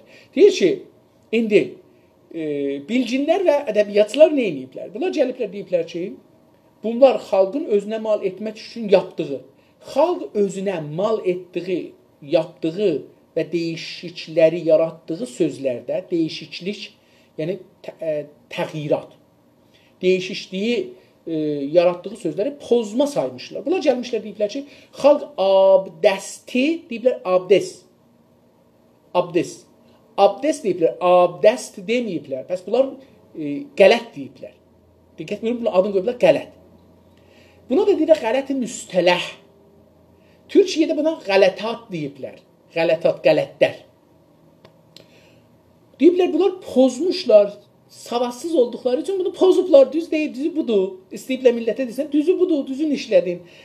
Pozma saymışlar və xalqın ərəbcə və fars kəlmələri gərək söylənişdə, ağızda dediyimiz, gərək anlam baxımından değişdirərək, millət mənasını değişdirərək meydana çıxardığı kəlmələri, sözləri, pozulmuş kəlmələr, deyiblər, bunlar pozulublar, qələtat, qələt müstələ adını veriblər. Bunlara deyiblər ki, pozulmuş sözlər. Qələt bizim dilimizdə pozulmuş, yanlış. Bilginlərin pozulmuş kəlmələr adıyla yazılmış kitabları incələnirsə, görünür ki, onlara görə kəlmələrin doğruluğu, yəni fəsahəti, ərəbcə və farsça kəlmələr türkçələrdə aldıqları biçimlərdə deyil, gerçəkdə aid olduqları dildəki əski biçimlərində kullanılmaqdadır. Deyir ki, əgər gəlsək biz indi bilginlərin və aydınların türküsü, ya ədəbiyyatçıların deyir, pozulmuş kəlmələri deyir, haqqında, pozulmuş kəlmələr haqqında zahirən kitablar yazıblar. Deyir ki, bu adla yazılmış kitabları incələsək, ki, deyiblər, pozulmuş kəlmələr ya qələtat adında yazılmış kitablara baxsaq, onları incələnirsə, onları təhqiq edilirsə, görünür ki, nə görünür? Onlara görə, yəni o alimlərə görə kəlmələrin doğruluğu, düzluğu ya fəsahəti ərəbcə və farsca kəlmələri türkcədə aldıqları biçimlərdə deyil. Deyir, türkcədə millət aldığı kimi deyil. Bəlkə nə cürdür o fəsahət? Fəsahət odur ki, onların əsli dilindədir. Gerçək aid olduqları dildəki əski biçimlərində kullanmaqdadır. Deyir ki, o fəsahəti haradadır? Buradadır ki, onları elə əsli dildə nə cürdür? O cür işlədəsiz. O halda ki, millət belə işlətmir. Bu görüşə görə Osmanlıcanın heç bir bağımsızlığı, heç bir kəlmə mal etmə yetkisi yoxdur. Deyir, bu görüşə baxanda ki, deyirlər, ağa, bir dildə kəlmə nəcirdir, o cürsə işlətməliyik, həm anlamını, həm ağızdan çıxan formətini, səsini. Deyir ki, bu görüşə görə Osmanlıcanın, Osmanlı dövrünün heç bir bağımsızlığı, müstəqil, bağımsızlıq dedik, müstəqil, heç bir kəlmə mal etmə yetkisi yoxdur. Heç bir kəlməni özünə, türk dilinə mal etmə etkisi, təsiri, yetkisi, üzr istəyirəm, məsuliyyəti yoxdur. Yetki, məsuliyyət, qudrət, yetkisi yoxdur. Daima kəlmələr gərək söyləniş, gərək anlam baxımından əski biçimlərinə dönüşüldürülməsi, hətta kəlmələrin yazılmaları da mütləqa bu əski biçimlərinə görə yazılmalıdır. Deyir ki, daima, yəni tamamən, hər zaman kəlmələr, gərək, sözlər, kəlmələr, sözlər, gərək söyləniş, ağızdan çıxan formatı, səsi, gərək anlam, mənası, düşüncəsi baxımından əski biçimlərinə, əski formlərinə dönüşüldürmə, qeytərilməsi. Deyir ki, əgər abdəst demişsiniz siz, bu abdəst deməyəcəksiniz, deyəcəksiniz, abdəst ədəbi danışacaqsınız. Hətta kəlmələrin yazılmaları da mütləqa, yazılma formu da mütləqa bu əski biçimlərinə görə yazılmalıdır. Orada o dildə nə cürdə, ərəbcədə, farscədə, ya latincədə ona görə yazılmalıdır. Bu görüşün daha iyi anlaşılması üçün bir olayı örnək olaraq anlatacağım. Bu görüşün daha iyi, yəni gözəl anlaşılması üçün, dərk eləmək üçün bir olayı, bir hadisəni örnək olaraq, nümunə, misal olaraq anlatacağım, yəni anlatacağım. Bir zaman universitetdə fəlsəfə terimlərini bəlirləmək üçün elmi bir komisyon qurulmuşdu. Bir zaman universitet dedik, universitet latin sözüdür, biz indi buna nə deyək? Darülfunun deyirdik. Çox gözəl idi. O da ərəbcədir, amma yenə də. Universitetdə fəlsəfə terminlərini, fəlsəfə sözlərini, termin yəni sözlər, terminlərini bərilləmək üçün, aydın, aşkar etmək üçün elmi bir komisyon qurulmuşdu. Komisyon da qrup. Bir qrup qurulmuşdu və kəlmə bilginlərindən biri diqqət kəlməsinin attention, qarşılığı olmayacağını irəli sürdü. Deyir ki, kəlmə, söz bilginləri, lüğətşünaslardan biri diqqət sözünün, diqqət kəlməsinin, ərəbcədə diqqət, attention, ingiliscə, latincədən, attention qarşılığı almayacağını irəli sürdü. Dedi ki, irəli sürdü, yəni dedi ki, ortaya qoydu ki, attention sözünün qarşılığı, yəni tayı, diqqət sözü deyil. Güya farscadır, bilirsiniz, burada işlədibdir. Güya, yəni belə bil ki, diqqət kəlməsi dəqiq, incə sifətindən törədiyi üçün. Deyir ki, dəqiq və incə. Diqqət sözünün kökü dəqiq və incə. Mənası incədir da, dəqiq, incə sifətindən törədiyi üçün. O sifətdən, dəqiq sifətindən törədiyi, doğduğu üçün, doğmağın bir anlamı da törəməkdir. Törədiyi üçün incəlik anlamında imiş. İncəlik anlamında imiş. Deyir ki, bəs dəqiq diqqət sözü incəlik anlamında imiş. İncə də zəif, zərif, yəni zərif. Hünəri. Sürətlə bu kəlməndə oxusaq, bu günləri bir neçə səfə oxuyarıq. Bu iddiaya qarşı incəlik kəlməsi varkən, deyir, bizim incəlik kəlməmiz var. Bu anlama gələn diqqət kəlməsinə gərək yoxdur. Bu anlama gələn diqqət kəlməsinə gərək yoxdur, lazım deyil bu anlam. Fəqət xalqın kullandığı anlamda olmaq üzərədə. Deyir ki, amma xalqın, millətin kullandığı anlamda, millət onu diqqəti bir ayrı anlamda işlədir, mənada işlədir. Üzərədə, yəni ona diqqət eləsək, bu kəlmə dilimizin atılması mümkün olmayan ən gərəkli bir ünsür olmuşdur, dedi. Dedi ki, xalqımızın ağzında bunun bir mənası var, onu atmaz. Bu kəlmə dilimizin atılması mümkün olmayan kəlmələrdən biridir. Ən gərəkli, ən vacib bir ünsür olmuşdur. Dilimizin bir ünsürü olmuşdur. Dedi, bunu belə dedi. Fəqət etiraz edən qəbul etmədi. Bir nəfər etiraz eləyərək qəbul etmədi. Nə dedi? Dedi ki, diqqət kəlməsi daima incəlik anlamında qalacaqdır. Diqqət kəlməsi həmişə incəlik mənasında qalacaqdır. Xalqın kullandığı təbirləri bilim qəbul edəməz. Deyir ki, xalqın ağzında olan iki nəfər bir-birinə danışır. Xalqın kullandığı təbirləri, yəni mənaları, sözləri bilim, elm qəbul edəməz, edə bilməz. Elm qəbul etməz. Doğru olan kəlmələrin əski biçimləridir. O alim deyibdir ki, doğru olan sözlər, doğru hər nə cürdür, əsli biçimləri, əski formatı nə cürdür, odur. Biçim, demişik qabaqdan bir format, şəkil, qiyafə. Kəlmələrin gerçək anlamları kullanılışa deyil, kökünə baxaraq bilinir.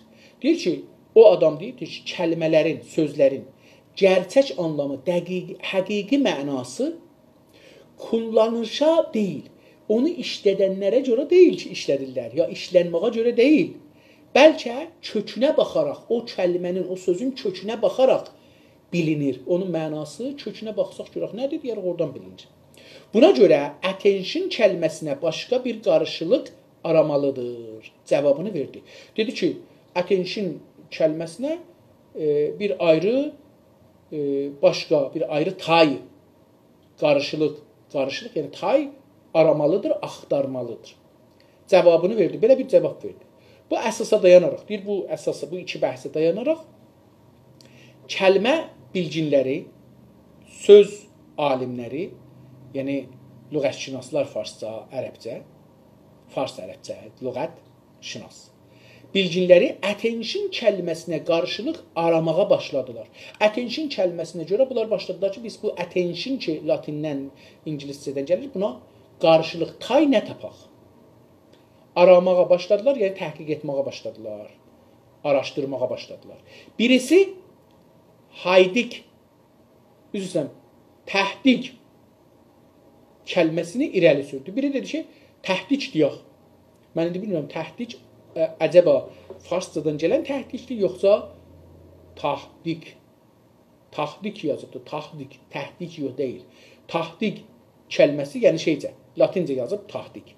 Kəlməsini irəli sürdü. Bir nəfər gəldi dedi ki, tahdik kəlməsi var attention'ın yerinə.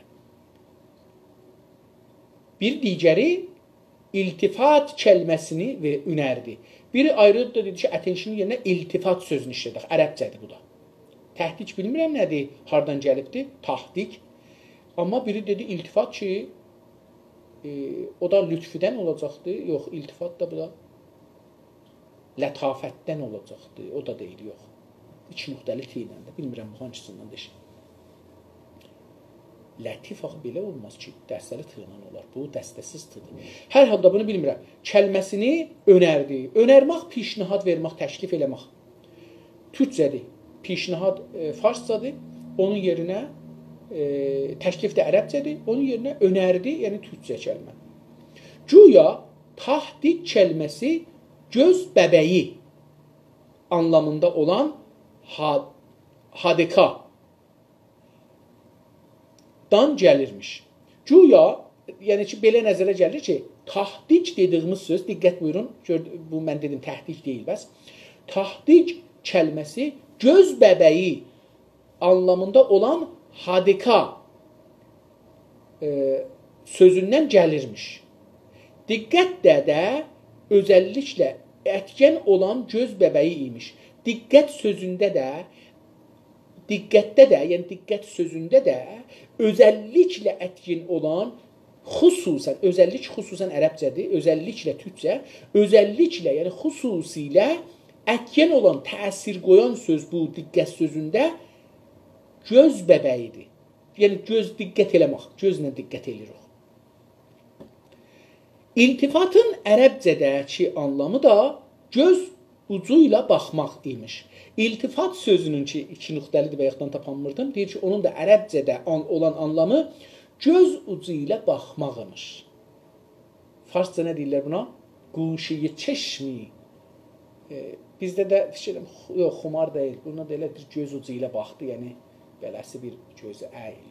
Gözün quşəsi ilə baxır da, gözün ucu ilə. Göz ucu ilə baxmağa da iltifat deyirmişlər, 2 nöqtəli tığına. İltifat kəlməsi dilimizdə başqa anlamdadır. Anlamdadır deyildi. Deyildi, ona cavab verdi ki, iltifat kəlməsi gözlə, diqqətlə baxmağa anlamda deyil. Bəlkə lütf etmək anlamındadır. Öyle şey olmaz. Ərəbcə, əcəmcə kəlmələr bizim dilimizdə əski əsillərini və doğruluqlarını qoruyacaqlar. Bir nəfər ona cavab verdi ki, öyle şey olmaz. Necə ki? Ərəbcə, əcəmcə kəlmələr, ərəb və fars sözlər bizim dilimizdə, yəni türk dilində əski əsillərini, əsqədini, əsillərin köklərini, doğruluqlarını, düzlüklərini nəcürdür, qoruyacaqdılar, qorumalıdırlar. Qoruyacaqdılar, yəni qorumalıdırlar. Xalqın bilgisizcə yapdığı pozmalara qələtat deyərlər. O adam deyir ki, xalqın savadsızca, bilgisizcə yapdığı pozmaları, yəni kəlmələrin, formətin, onlara qələtat, qələtlər deyərlər. Bunların hamısını tərk edərək, bu qələtlərin hamısını gərək deyir, biz tərk eləyək, kəlmələrin əski və əsil biçimlərinə dönmək lazımdır deyə cavab verildi. Və kəlmələrin əski və əsil şəklinə, ərəbcədə, farscada nə cür yazılırmış qədim deyir, o şəklinə mənası və yazılması dönmək lazımdır deyə, belə deyə, bu sözü deyərək cavab verildi, ona cavab verdilər. Bir paragrafımızı oxuyaq və qutaraq. Görünür ki, xalq aldığı kəlmələri söyləniş və anlam baxımından özünə mal etdiyi halda kəlmə bilginləri bu mənimsəyişin qarşısındadırlar. Deyir, görünür ki, yəni baxdıq, gördük da, xalq aldığı kəlmələri, söyləniş, şəfahi Tufərmətin ağızdan çıxan səslərin və anlam, məna, düşüncə baxımından özünə mal etdiyi halda, özünə mal etib, yəni öz dilində bunu şey eləyibdir. Kəlmə bilginləri, lüğətşünaslar bu mənimsəyişin qarşısındadılar. Kəlməşünaslar bu özünə mal etmənin, mənimsəyişin, bu mənimsəmək, yəni mənim malım olmaq qarşısındadılar, müqabilindədirlər, qabağındadılar. Müxalifdirlər yəni. Xalqa görə yaygın hala gəlmiş olan pozulmuş kəlmə aslına uyğun sözcüyə tərcih edilir. Xalqa görə hər yaygın olmuş, yəni millətin arasında yayılıbdır da, yaygın hala gəlmiş, yəni çox millətin arasında yaygın olubdur. Pozulmuş kəlmə, amma o kəlmənin əsli pozulub, dəyişilibdir. Əslinə yox, aslına uyğun, əsasına, kökünə uyğun kökünə uyğun sözcüyə tərcih edilir. Millətin ağzında olan söz, əslinə uyğun olan sözcüyə, kəlməyə tərcih edilir, rucan verilir, üstün tutulur. Üstün tərcihin yerinə, tərcih ərəbcədir. Bilginlərə görə isə, yəni alimlərə görə doğru fəqət yaygınlaşmış, kəlmə yaygın hala gəlmiş olan pozulmuşa tərcih edilir. Deyir ki, bilginlərə görə doğru nədir? Fəqət o yaygınlaşmamış, o kəlmələr ki, yaygın deyil.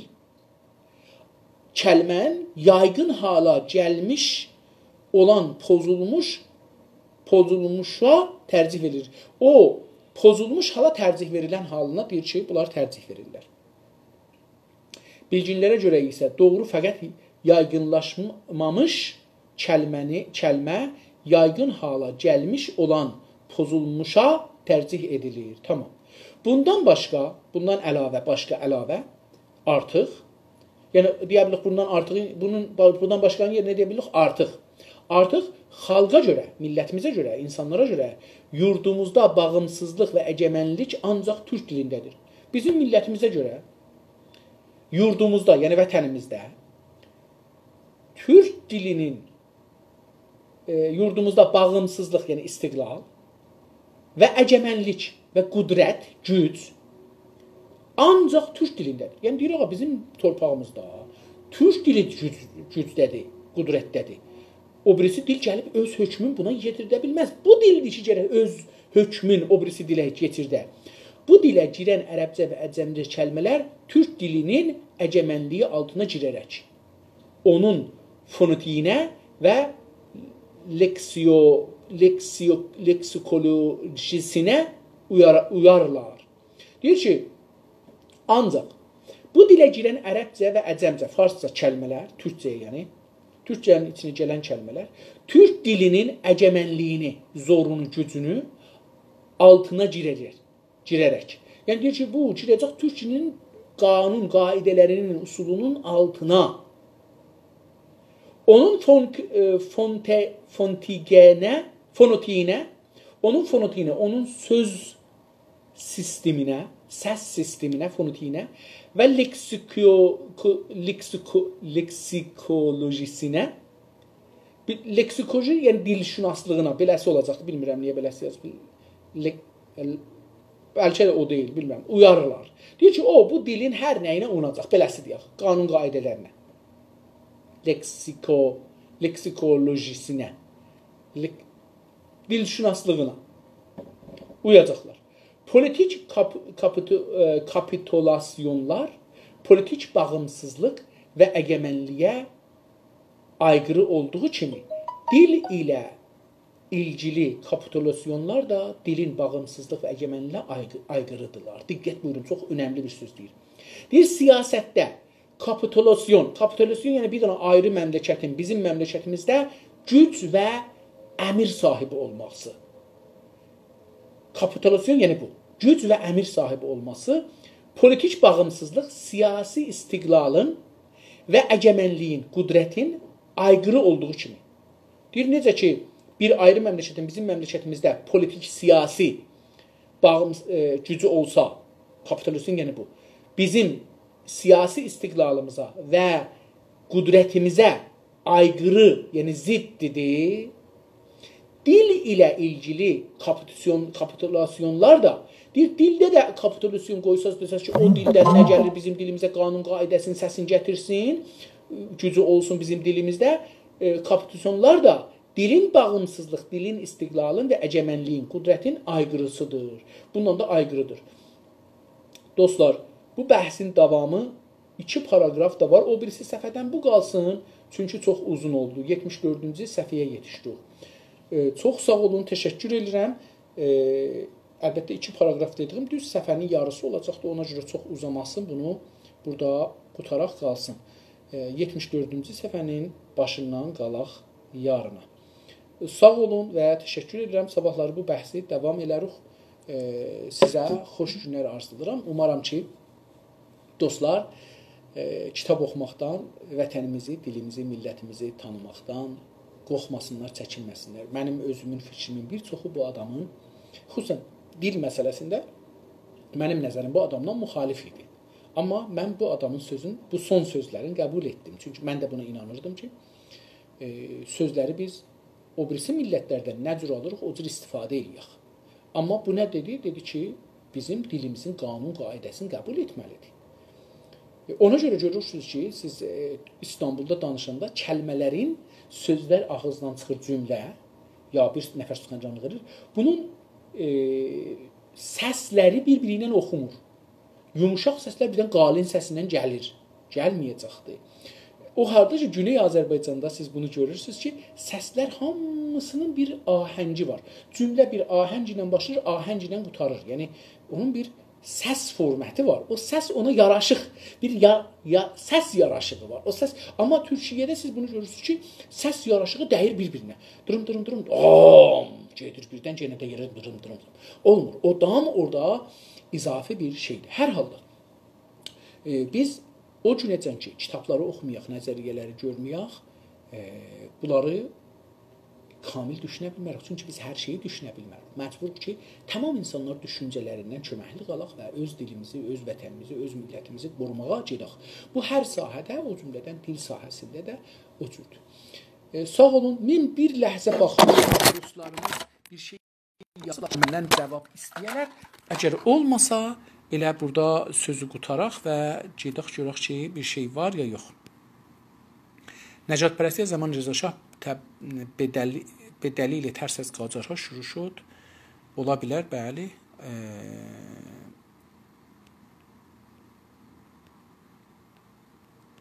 Maşallah bir çox dostlar başlı vurublar, amma kitabdan acıqları gəldiyi üçün hamısı gediblər. Yəni kitab oxumurlar. Bu kitablar insanlar mən istəmirəm tohin eləyəm. Bu tohini eləməyim, yəni özümü saxlayım, tohin eləməyim. Bəli, vaqəti budur. Baxın bir dostlar. Biz insanların heyvanlarla olan fərqimiz kitab oxub oxumamaqdadır. Çünki heyvanlar da bizə şəfahi bir heyvan ola bilərlər. Şəfahi heyvanın ağlı da şəfahi olar. Biz kitab oxumalıyıq ki, heyvanlıq mərhələsindən keçək. Və mütəəssifanə bu günləri bizim hərəkətimizdə kitab oxumaq üst-üstə demək olar ki, bir ar görünür. Onun üçün mən dostlardan xahiş edirəm, gəlin onlayn kitab oxuyun. Qoyun bu kilas yaransın. Ağa, farslar kilası yaradırlar. Gəlin biz də kilas yaradaq. Gəlin gündə kitab oxuyaq. İnsanlar məcbur olsun. Mən də istəyirəm bu adama bənziyəm. Mən də istəyirəm Həsənə, Hüseynə, Kazıma, İnsaf Əliyə, Qasıma bənziyəm. Mən də kitab oxuyayım. Kilas yaradaq. Necə təmiz giymək bir taza yox, tazanı demirəm. Təmiz giyinmək bir kilasdır. Baş gözü daramaq, üstü iysiz saxlamaq, ağzı fırçalamaq. Bunlar bir kilasdır. Eyni halda kitab oxumaq bir böyük kilasdır. Yəni heç bir kilas kitab oxumağa çatmaz. Siz nə qədər taza paltar giyirsiniz giyinin. O zaman ki ağzınızı açdınız, hamı bildi ki sizin savadınız insanın savadı yoxdur. Aşağı bir səviyyədə bir insandır. Sənin o paltarın, o ağzının fırçalamağı, o ot kolunu vurmağın, o ətri vurmağın heçə getdi, hədərə getdi. Biz kitabla qabağa getməliyik. Bizim millətimiz kitaba getməlidir. Bizi 100 ildir bu kitab mərhələsindən uçurdublar. Deyirlər ki, Nadir Şah müsafirət eləyəndə 4 dəvə kitab apararmış. Onun üçün bir hökumət qura bilibdi. Deyirlər ki, Qacarın qurucusu Böyük Xaqan Ağa Məhəmməd Xan Qacar daimən tamami savaşlara gedərkən də 4 dəvə, 4 qatır kitab götürərmiş yanımıza, kitab oxuyarmış. Yəni hökumət quranlar Şah Abbas, Şah İsmail, Nadir və Osmanlı sultanların hamısı, xüsusən son Osmanlı padişahı kitabxanada yaşarmış. İdarə sistemin kitabxanada apararmış qabağa. Və siz bu Paytaxt Əbdülhəmid serialına bir baxın. Orada görəcəksiniz bu adamın kitabxanaları, fərqli kitabxanası var şeyində. Hər adam bir kitabxanaya girə bilər. Hər adam hər kitabxanaya girə bilməz. Çünki bir kitabxana var, sirri kitabxanada orada dövlətin sirri məsaili vardı. Bir kitabxana vardı ki, ora yarı sırrlı kitablar qoyulubdu. İndi məsələn deyirlər ki, İslami kitablar ki, bir də kitablar yazılıbdı İslam dövründə. Bunlar bu bizlər kasıb millət olduğumuz üçün əlimizdə olan neməti satmışıq ki, bir tikə çörək qazanaq. Hər nə mənə əlimizdə kitab var idi, satmışıq bu Avropalılara. 5 dolar, 3 dolar veriblər, bizə də 3-5 dolar böyük pul olurmuş. Almışıq sevinə-sevinə, vurmuşuq bir dərdimizə, amma kitablarımız gedib onların indi əlindədir. Biz kitabsız, tarixsiz, millətsiz, elmsiz qalmışıq, fəlsəfəsiz qalmışıq. O halda ki, fəlsəfə düzdür ki, Yunandan gəlibdi, bizə tərcümə olub ərəblərin vasitəsilə. Amma biz onu inkişaf elətdirmişdik. Ondan hökumətlər yaratmışdıq. Amma bu günləri onları görmüşük. Niyə? Çünki kitab oxumuruq. Çünki kitabların ərzişini bilməmişik. Çünki kitabları dəyərin dəyməzə satmışıq. Çünki hazırıq gedək, məsələn, bir restoranda gedək filan yerdə bəstəni yeyək, macun yeyək, filan şey yeyək, ona bir 100 min tümən xərcləyək, amma 100 min tümənə 2 kitab ala bildik, onu almayaq. 3 kitab ala bildik, almayaq. Mənim yadıma gəlir, bunun haqqında bir misal vurum, gedək. Mən Təbrizə təzə köçmüşük. 8-9 yaşımız vardı. Çətdə dərs oxurduq. Heç baş tapırdım. Nə oxumuşuq? Nələm cüzə zat verib, penir zat veribdi. Karnamə alıb bizə. Mən indi 3-ü gəlirəm, Təbrizdə oxuyam. Gəldik, biz ilin ortasında köçdük Təbrizə. Təbrizdə bizə dedilər ki, səni səbtinam günüzə eləyənmərik. Gərək gedirsən, gecə oxuyasan. Çünki bir vaxt gəlmirsən, şəbanə, gecə. Gecə gedib oxuyasan, gecəyə getdik, gecədə 3 yoxdur, 4 var. Yəni 1, 2, 4, 3 yoxdur, 4, 5. Bunları gecə oxurlar. Mən də 2-də başarmıram, getdim oraya 4-də, 4-dən də indi oturmuşuq. Bunlar bir cümlə sazı verirlər. Mən də başarmıram, yazıram ki, məsələn deyirəm. İst nə mənədir? Bilirəm ki, mən məniyə isra nemidanəm. Müəllim də götürür mənə 20 verir. Amma mən istin mənasını bilmirəm. 100 dana cümlə düzətmişəm. 100-ü də hamısı mən bunun mənasını bilmirəm. O müəllim mənə əvəzin ki, bu mənanı deyir, gəlib də ona mənə bir 20 veribdir ki, cümlə sazı sənin çox gözəldir. İndi o məqtədə nə oldu? Mən nə deyirdim? Hardan hara gəldim, heç bilmədim. Ki nə deyirdim? O misal yadımdan çıxdı ki, mən nə deməyə çalışırdım. Kitabı. Onda biz məcbur idik kasıblıqdan, məcbur idik günüzlər gedək ilmək salaq. Sübh gedirdik, ilmək salırdıq, axşam da bəlkə gedirdik mədrəsəyə. Bir yol, axşamacan yəni işlirdik da, ilmək salırdıq. Günümüzə bizim 15 qram, 2 tümən pul verərdilər. Həftədə də 1 tümən usta bizə izafi xəşlik verərdi, qoyardıq cibimizə. Mən o xəşliklə durardım, Təbrizdə Höhmavardan gedərdim Gəcilə. Gəcildə bir Gəcilin o alverçi tayında bir şey var idi, dəkə var idi, ruznaməsi. Bir də o tayda bir kitab furuş var idi. O da köhnə məcəllələri satardılar. Yəni Ceyhan Bədcəha falan Bəhman. Mən getdim, o qədər bu işlərdim, özdə həftə məsələn cumalar, gedərdim ustamıza icazə alardım, məsələn lay salam, izafi, özüm xətt dərdim bunu, ya usta xətt dərdi, mən onu salardım, olaya məsələn mənə bir tümən verərdi, məsələn. O bir tümən ilə mən durardım, məsələn bir tümən də usta həftə başı veribdi, Onu alardım. Əgər nənəmin gözündən bunu qaçırda bilsəydim, durardım, piyada gedərdim o cəcildən, o iki yerdən köhnə məcəllə alardım, gətirərdim, oxuyardım. Sonralarda, yəni savadım çoxaldıqca, məsələn, indi 4-5 oxuyanda başladım, gəldim günüzə, yavaş-yavaş getdim, bunu alıb oxuyardım. Və mənim zehnim o zaman çox gücləndi. Kaş o zaman mən türk oxuyaymışam, daha güclənərmiş. Amma o zaman farsı oxumaq məcburiyyətindəydik və mənim zehnim onda çox gücləndi. Mən arzum buydu, yekələm nağıl yazam uşaqlara və o zaman mən minlər nağıl düzəldərdi zehnim. Bir əcibə təxəyyülüm var idi. Kitab təxəyyül yaradar. O millətin də ki, xəyalı olmaya, xəyal gücü olmaya, təxəyyül gücü olmaya, o millət heç iş görə bilməz. Çünki biz xəyalda əvvəl gərək millətimizi quraq, dövlətimizi quraq, sistemimizi quraq, sonra yavaş-yavaş gedək, əməldə bunları icra eləyək, qələt düz, o xəyala yetişək. Amma o xəyalı qurmaq gücü əvvəl lazımdır. O xəyalı qurmaq gücünə kitab gücü lazımdır. Kitab gücü bizdə xəyal gücünə güc verər. Çünki biz vaqiət budur ki, cənabız ki, burada 5 nəfər qulaq asırsınız.